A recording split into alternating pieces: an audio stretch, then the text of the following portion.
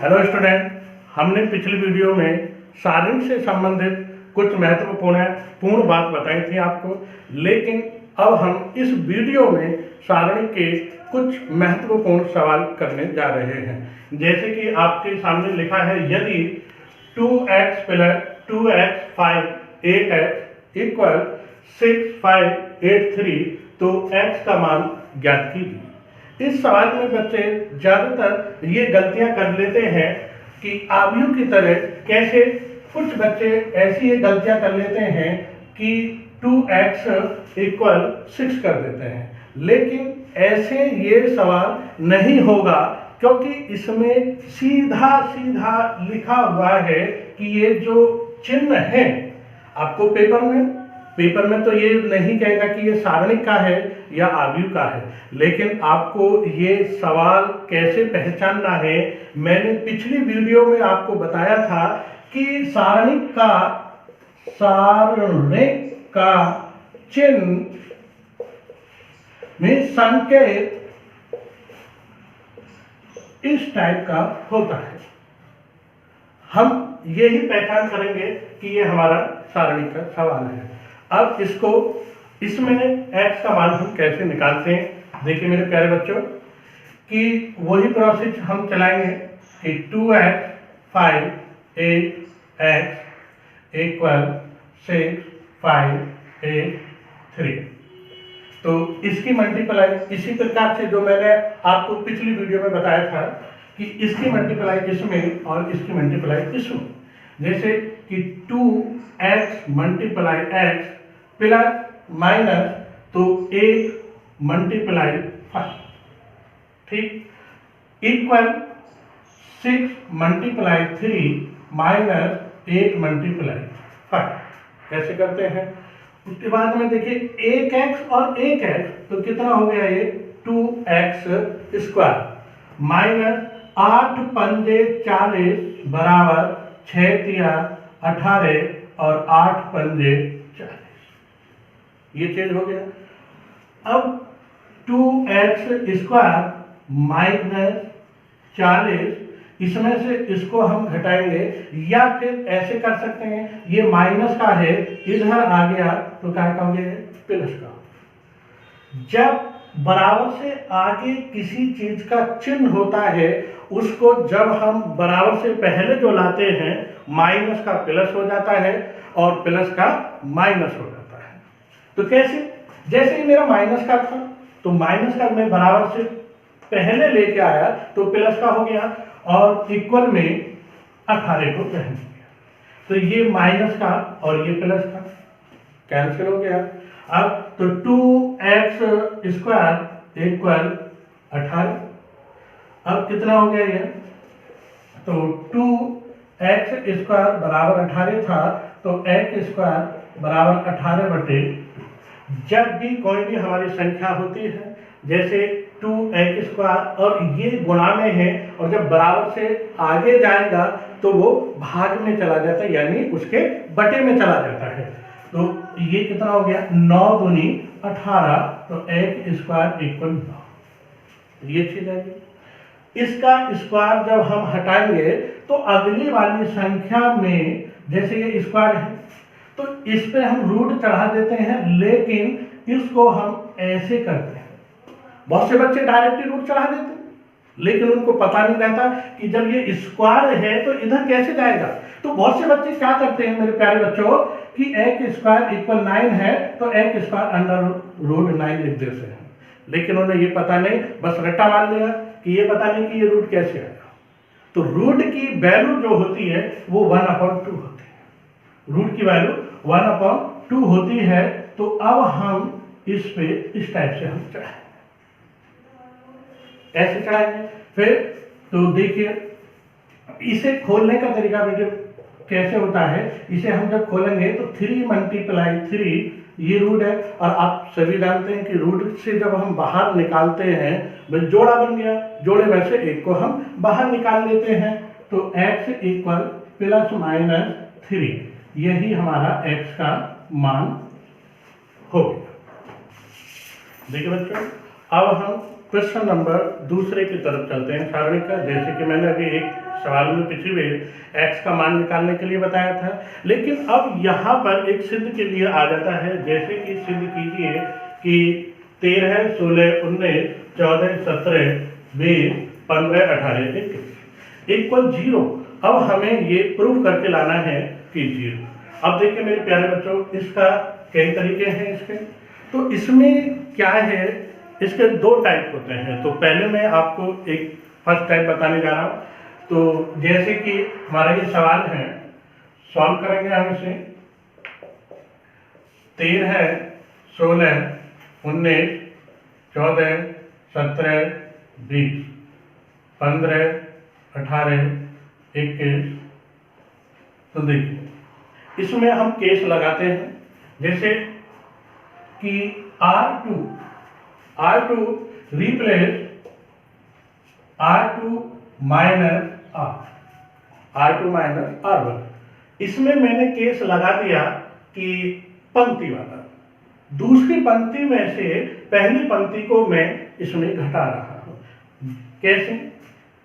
13 पहली पंक्ति में ऐसी कैसी लिखी रख दो, क्योंकि यहाँ पर मैंने जो केस लगाया है ये R2 दूसरी पंक्ति के लिए मैंने केस लगाया है। तो पहली पंक्ति का मैं कुछ नहीं करूंगा, लेकिन दूसरी पंक्ति में से पहली पंक्ति को मैं घटाऊंगा। तो कैसे? 14 माइनस का 13, 17 माइनस का 16, 20 माइनस के 19, ये हो गया। इसी प्रकार से अब R3 भी मैं एक साथ केस लगा दूंगा, क्योंकि हमारे पास में समय बहुत कम है और बोर्ड परीक्षा पास में ही आना है। तो इसलिए ज्यादा समय ना गवाते हुए मेन बात हम यहाँ पर फोकस डालते हैं, क्योंकि हमारे पास बहुत समय कम है। इसलिए मैं सवाल मैं आपको बताऊंगा और ट्रिक भी बताता साथ के साथ बताता हुआ आपको चलूंगा, जिससे कि आप बोर्ड में इन सवालों की गलती ना करें। बहुत से बच्चे सवाल में इसमें बहुत गलतियां करते हैं, तो मैं अक्सर देखता रहता हूं, लेकिन अब आप इस वीडियो को देखने के बाद एक भी सवाल सारणी का गलत नहीं करेंगे, ये मेरा दावा है। कैसे? अब देखिए R3 मैंने अभी आपको बताया था R3, तो मैं R3 कैसे निकालूंगा? मैंने पिछली वीडियो में भी आपको बताया था कि R1 क्या होता है, R2 क्या होता है और R3 क्या होता है। तो देखिए R3 बेटा, तो R3 माइनस R2 करते हैं हम। तो देखिए कैसे कि 15 बेटा कितना था R3, और केस किसके लिए लगा रहे हैं हम? R3 के लिए लगा रहे हैं। तो R3 माइनस R2, तो 15 माइनस के 14, 18 माइनस के 17 और 21 माइनस के 20, ये चीज होगी। और ये अक्सर इस टाइप का सवाल 2 नंबर में पेपर में 100% आना है, लेकिन डिजिट चेंज हो सकते हैं मेरे प्यारे बच्चों, पर लेकिन प्रोसेस यही रहेगा। तो अब लिखेंगे हम 13, 16, 19 और इसमें से इसको घटा दिया, तो 1 1 1 1 1 1। देखिए ध्यान करिए, यदि आपने पिछली वीडियो देखी होगी तो मैंने आपको उसमें रूल बताए थे कुछ। जब किसी सारणी में 2 पंक्ति या 2 कॉलम का मान एक जैसा हो जाता है तो उस सारणी का मान 0 हो जाता है। तो देखिए कैसे, देखिए इसमें क्या है, इस सारणिक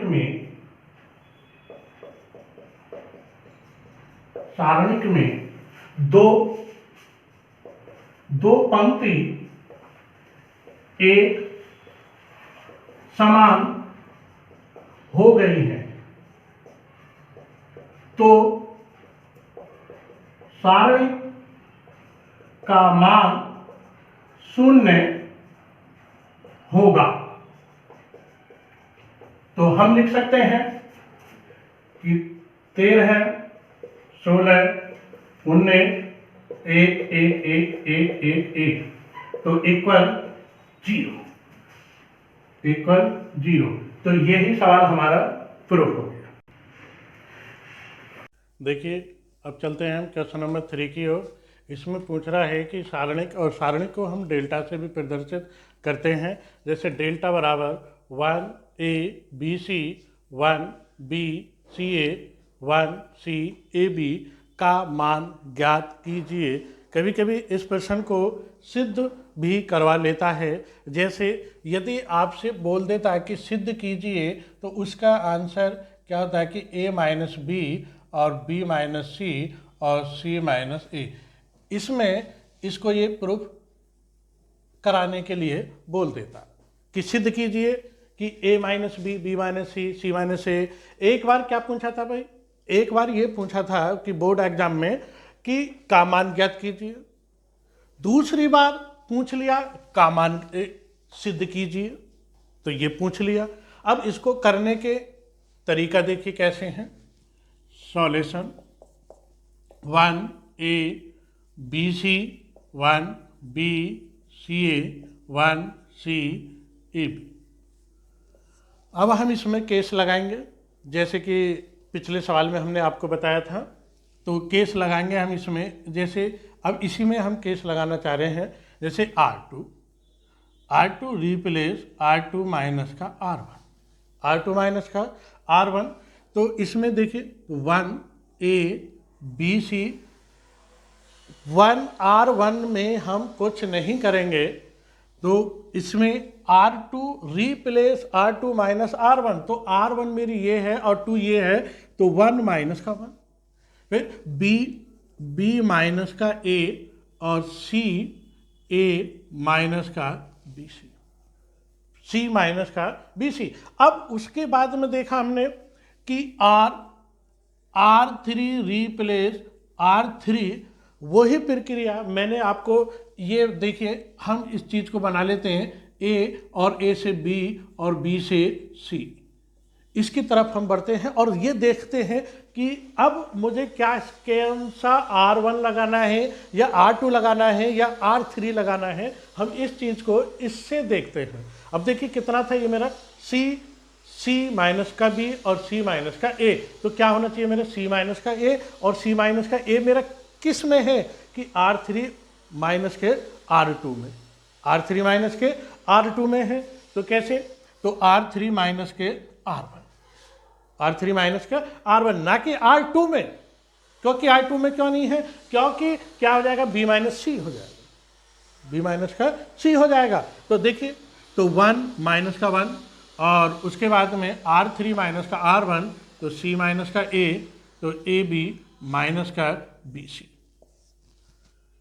प्लस माइनस का हमारा कट गया, तो कैसे, तो ये प्लस ये माइनस, ये प्लस और ये माइनस, और बाकी का हम ऐसे लिख देंगे। तो 1a BC 0 0 B माइनस का A। अब देखिए यहाँ से क्या कॉमन है मेरा, देखिए A B C, तो क्या कॉमन हुआ इसमें से, देखिए C और C कैसा है, एक जैसा है। तो मैंने इसमें से C मैंने कॉमन ले लिया, तो A माइनस का B बच गया और 0 इसमें C माइनस का A, और इसमें से देखिए क्या कॉमन है, B कॉमन है, A माइनस का C, ये चीज़ आएगी। अब आप देख रहे हैं इसमें कि क्या, क्योंकि देखिए इसमें क्या है कि A माइनस B और B माइनस C और C माइनस A, ये चीज़ आनी चाहिए। लेकिन क्या है यहाँ B माइनस A, और जबकि होना क्या चाहिए मेरा A माइनस B होना चाहिए। क्या होना चाहिए मेरा B minus A minus B होना चाहिए। और यहाँ पर जो आ रहा देखिए B माइनस A आ रहा है, B माइनस A। तो हम क्या करेंगे, A माइनस B, ऐसा करने के लिए क्या करते हैं कि माइनस कॉमन ले लेते हैं। ऐसा करने के लिए क्या करते हैं, हम माइनस कॉमन ले लेते हैं। तो मेरे प्यारे बच्चों, तो हम यहाँ पर देखेंगे, तो देखिए 1a BC 0 माइनस कॉमन ले लिया, A minus B C A minus का B, A माइनस B। फिर उसके बाद में देखिए 0 C माइनस का A और B और C माइनस A। देखिए यहाँ पर क्या था, मैंने B कॉमन लिया था। जब मैंने B कॉमन ले लिया तो क्या बचा मेरा A माइनस का C, और होना क्या चाहिए C माइनस का A, और C माइनस का A होना चाहिए, और यहाँ क्या है A माइनस का C। तो हम ऐसा करने के लिए क्या करते हैं कि माइनस को हम कॉमन ले लेंगे। तो माइनस को हम इसमें कॉमन ले लिया, तो कितना बच गया मेरा यहाँ पर, तो B और C माइनस का A। तो ये चीज़ आई समझ में आपको, क्योंकि जब हम आगे पीछे करते हैं, देखिए ये क्या है A माइनस C है, और हमारा क्या होना चाहिए, सी माइनस ए होना चाहिए। तो हम इसको सही करने के लिए तो क्या कर लेते हैं, हम माइनस हमने कॉमन ले लिया, क्योंकि कॉमन निकालने के लिए, एक जैसा करने के लिए। तो देखिए अब R2 और R3 में से कॉमन निकाल लीजिए। यहाँ पर कितना, a माइनस बी और a minus b, c minus a, c minus a, ये मैंने कॉमन निकाल लिया। तो जब मैंने कॉमन निकाल लिया तो मैं यहाँ पर ऐसे लिखूँगा, R2 व R3 से a माइनस बी व सी माइनस ए, क्रम a माइनस बी व सी माइनस ए कॉमन या उभयनिष्ठ लेने पर।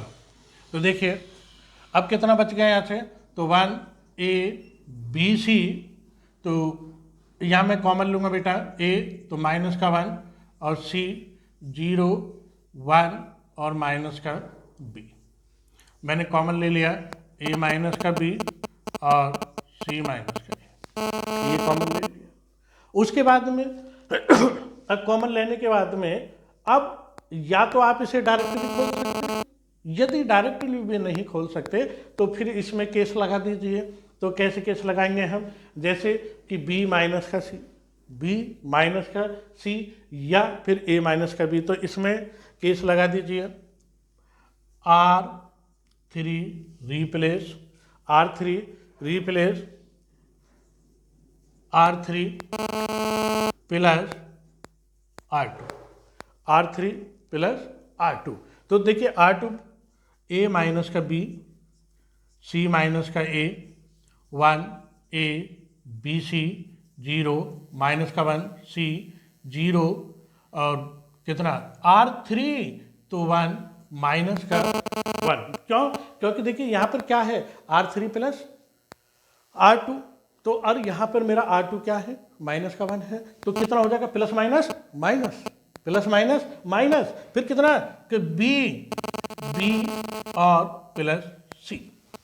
तो मेरे प्यारे बच्चों यहाँ से आप स्क्रीनशॉट ले सकते हैं या इसको सॉल्व कर सकते हैं। मैं इसका पार्ट यहाँ पे करूँगा, इतने पार्ट को मैं रफ करता हूँ, तो स्क्रीनशॉट लीजिए जल्दी।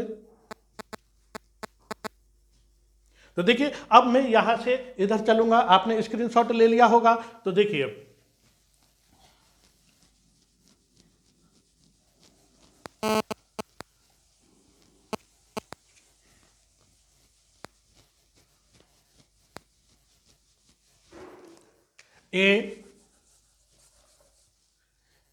a माइनस बी और c minus A, 1 a b c 0 minus का 1 c 0, और देखिए ये प्लस और ये माइनस 0, तो माइनस मैंने कॉमन ले लिया, तो b माइनस का c, ये चीज है। अब देखिए मेरे प्यारे बच्चों, तो a माइनस का b और c माइनस का a, तो 1 a बी सी 0 माइनस का 1 c 0 0। अब इसमें से अब देखिए मैं क्या करूँगा, या तो आप इसे डायरेक्ट खोल दें या इसमें से मैं कॉमन ले लूँगा। तो जब मैं कॉमन ले लूँगा तो b माइनस का c मैंने यहाँ से भी कॉमन ले लिया। अब क्या बचा मेरा, यहाँ से मेरा माइनस का 1 बच गया। अब इसे खोल सकता हूँ मैं, इसे किस क्रम से लिख सकता हूँ, कैसे, क्योंकि मैंने आपको बताया था कि a और b और c, इस टाइप से मैंने आपको बताया था, a b और b से, a से b और b से c और c से कितना a, ये चीज़ आनी चाहिए।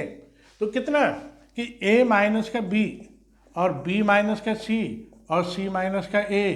अब इसको खोल दीजिए, तो 1 से खोलूंगा, वही वाली प्रक्रिया जो कि मैंने आपसे पहले सवाल में बताई थी और मैंने अपनी वीडियो नंबर 1 में बताया था कि सारणी के खोलने का तरीका कैसे करते हैं हम। तो देखिए ये बंद और ये बंद, ये बंद और ये बंद, ऐसे करते हैं हम। तो कितना हो गया, 1 से खोलूंगा, माइनस माइनस कितना प्लस, फिर बीच में -0 मल्टीप्लाई सी और माइनस का ए, ये बंद और ये बंद, 0 मल्टीप्लाई माइनस का 1 और फिर माइनस के 0 मल्टीप्लाई सी और फिर प्लस के बी सी से करूँगा मैं, तो कितना कि ये बंद और ये बंद हुआ और ये बंद, तो 0 मल्टीप्लाई 0 माइनस का 1 और मल्टीप्लाई 0।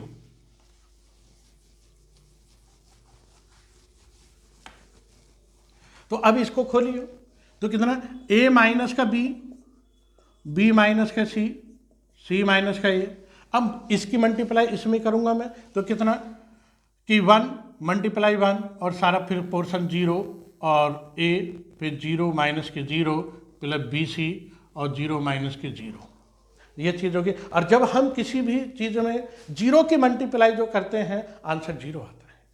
ठीक है मेरे प्यारे बच्चों, तो अब कितना देखिए, अब डायरेक्टली मैं लिख दूंगा a माइनस का b और b माइनस का c और c माइनस का a, यही मेरा क्या हो गया, आंसर हो गया।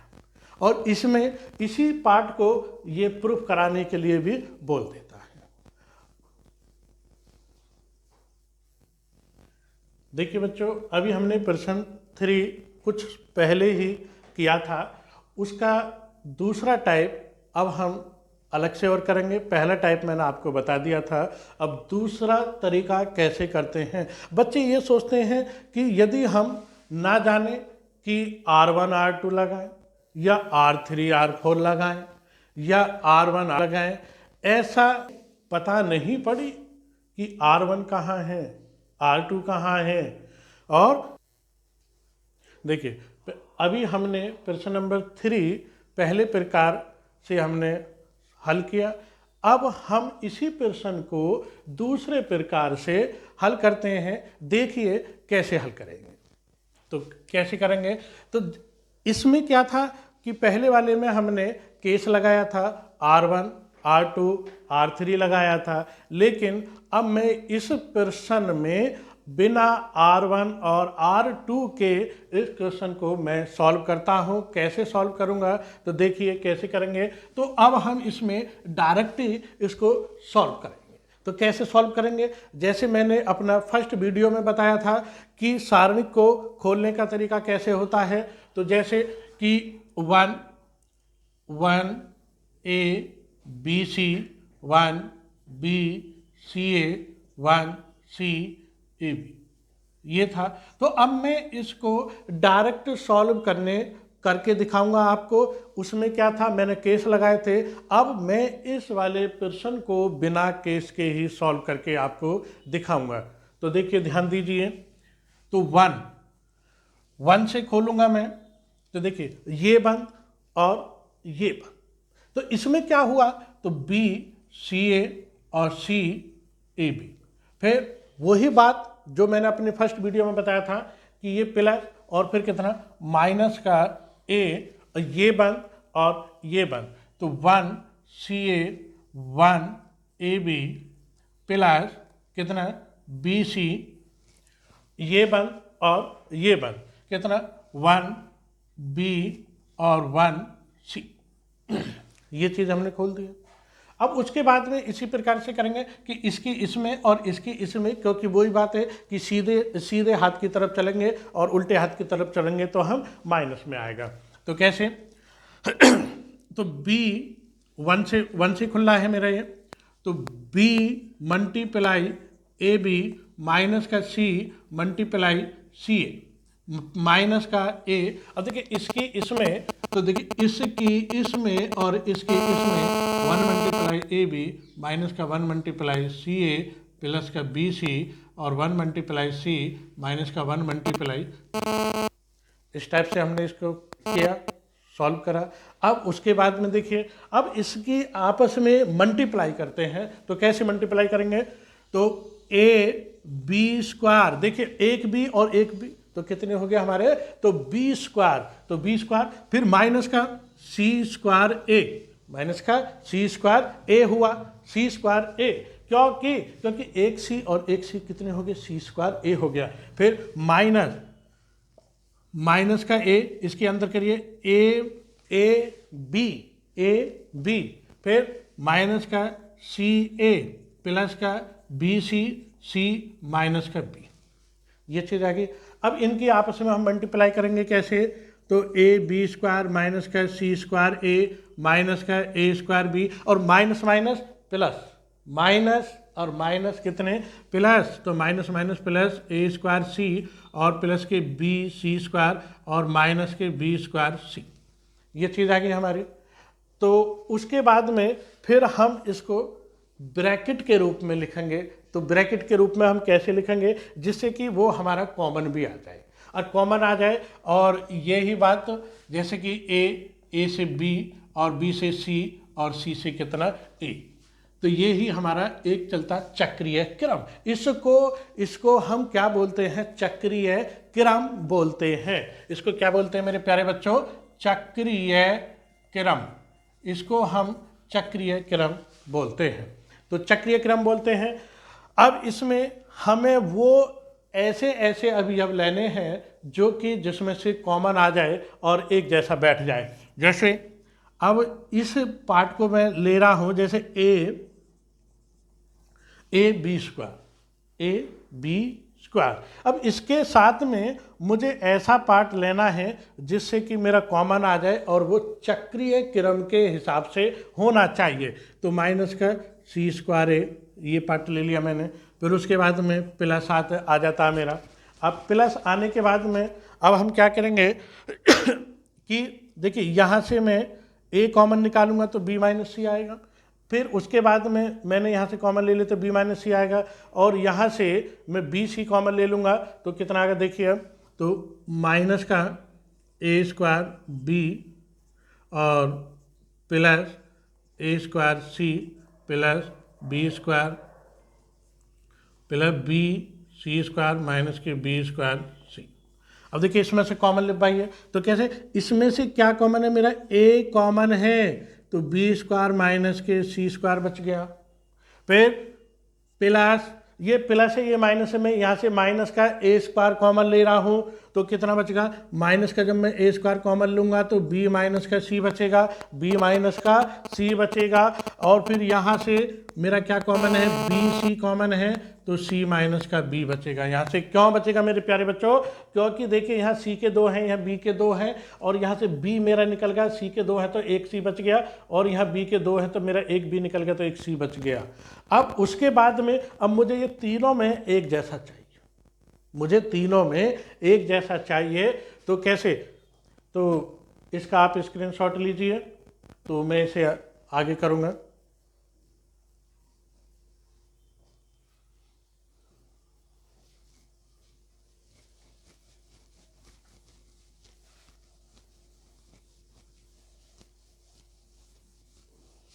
तो देखिए मेरे प्यारे बच्चों, तो देखिए ए, अब ये किसका फॉर्मूला है, हमने सिक्स क्लास से हम इस वाले फॉर्मूले को पढ़ते हुए आ रहे हैं। कौन सा, ए स्क्वायर माइनस बी स्क्वायर। देखिए अब जैसे हम यहाँ आ गए ए, और हम 6th-7th क्लास से फॉर्मूला पढ़ते आ रहे हैं, जैसे ए स्क्वायर माइनस बी स्क्वायर। तो ये क्या होता है, एक बार माइनस में और एक बार प्लस में। जैसे कि a square minus b square equal एक बार माइनस में और एक बार प्लस में। हम इसे 6th क्लास से पढ़ते हुए आ रहे हैं, और यही मेरा फॉर्मूला यहाँ पर अप्लाई हो गया। क्योंकि देखिए बी स्क्वायर माइनस सी स्क्वायर है, तो मैं इसे कैसे लिख सकता हूँ, एक बार माइनस में और एक बार प्लस में। तो मैंने ये फॉर्मूला लिख दिया। उसके बाद में माइनस का ए स्क्वायर और बी माइनस का सी और माइनस का बी सी और सी माइनस का बी माइनस का सी। क्यों, क्योंकि देखिए यहाँ पर सी माइनस बी था, मैंने क्या करा, तो माइनस का मैंने पहले ले लिया तो कितना होगा, बी माइनस का सी हो गया। अब देखिए मेरा क्या है, बी माइनस सी और बी माइनस सी सब में एक जैसा है, तो मैंने क्या करा, ये कॉमन ले लिया। तो अब मेरे प्यारे बच्चों, तो कॉमन निकाल लेते हैं हम इसमें से। तो बी माइनस का सी कॉमन निकाल लिया, ए बी प्लस का सी माइनस ए स्क्वायर माइनस का बी सी, ये चीज़ बच गई। अब इसकी आपस में मैं मल्टीप्लाई करूँगा, बी माइनस का सी और ए बी प्लस का ए सी माइनस ए स्क्वायर माइनस का बी सी। इसी प्रकार जैसे मैंने ये क्रम से लिए थे, अब मैं इसी वाले में भी क्रम से लूँगा और जिससे कि मेरा ये कॉमन बैठ जाए। तो किसके साथ मुझे कौन सा अवयव लेना है, तो देखिए कैसे लेंगे। यही वाला मेरा चक्रीय क्रम रहेगा, a माइनस का b, b माइनस का c। देखिए मैंने पहले b माइनस का c ले लिया तो कॉमन निकल गया। अब इसी प्रकार से अब हम देखेंगे कि c माइनस a आना चाहिए या a माइनस b आना चाहिए। तो देखिए, तो b माइनस का c और इसके साथ में जैसे ए बी है, ए बी है, तो अब मैं इसके साथ में कौन से अवयव को लूँगा जिससे कि मेरा एक जैसा आ जाए। तो मैं इसके साथ जैसे माइनस का ए स्क्वायर प्लस का ए बी ये ले लिया और प्लस फिर उसके बाद में प्लस कौन सा कि ए सी माइनस का बी सी ये ले लिया। इसमें से अब देखिए क्या है, यहाँ तो ए के 2 है और यहाँ ए का ए है, तो इसमें से मेरा ए कॉमन है। तो मेरा इसमें से क्या कॉमन है, ए कॉमन है।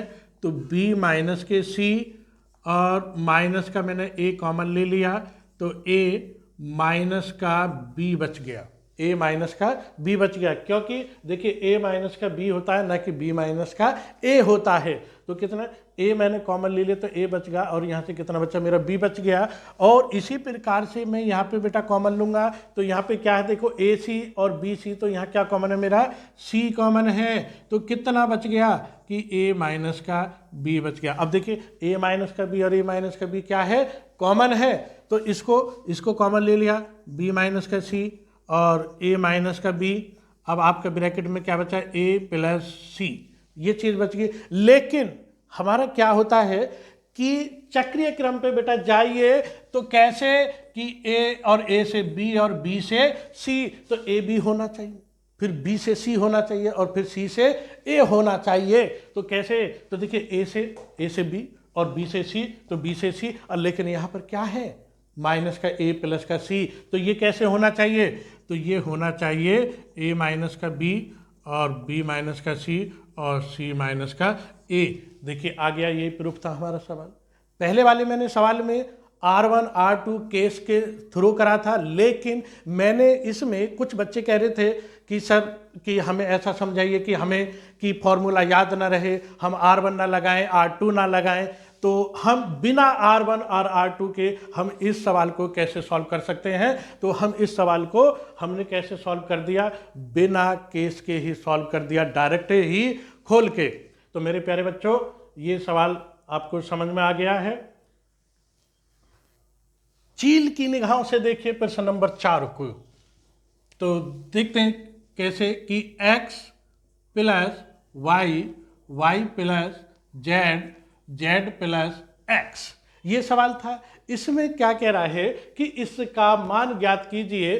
तो जैसे कि अब हमने ये सवाल ऐसे है, तो अब उसके बाद में हमें क्या करना है, तो ये देखना है कि जरा सी देर में ही हम इस सवाल को चुटकियों में ही इसे सॉल्व कर देंगे। लेकिन बड़ा है पर लेकिन है छोटा, देखने में बड़ा है और है ये छोटा बस। लेकिन मैं इसमें एक ही केस लगाऊंगा कि कौन सा वाला केस, कि R1 रिप्लेस, तो R1 plus R2, R1 plus R2, तो कितने, तो प्लस जेड प्लस एक्स और प्लस वाई, ये चीज हो गया। तो जेड एक्स वाई 1 1 1। अब देखिए x plus Y plus Z, इसको मैं क्या करूंगा कि क्रम से लिख दूंगा। और क्रम कैसा होगा, जैसे कि मैंने अभी पिछले वाले प्रश्न में बताया था, प्रश्न नंबर 3 में बताया था आपको। तो जैसे उसमें था मेरा a से b और b से c और c से a, और इसमें मैं कर दूंगा x y और z। इसमें मैं क्या कर दूंगा, x y z।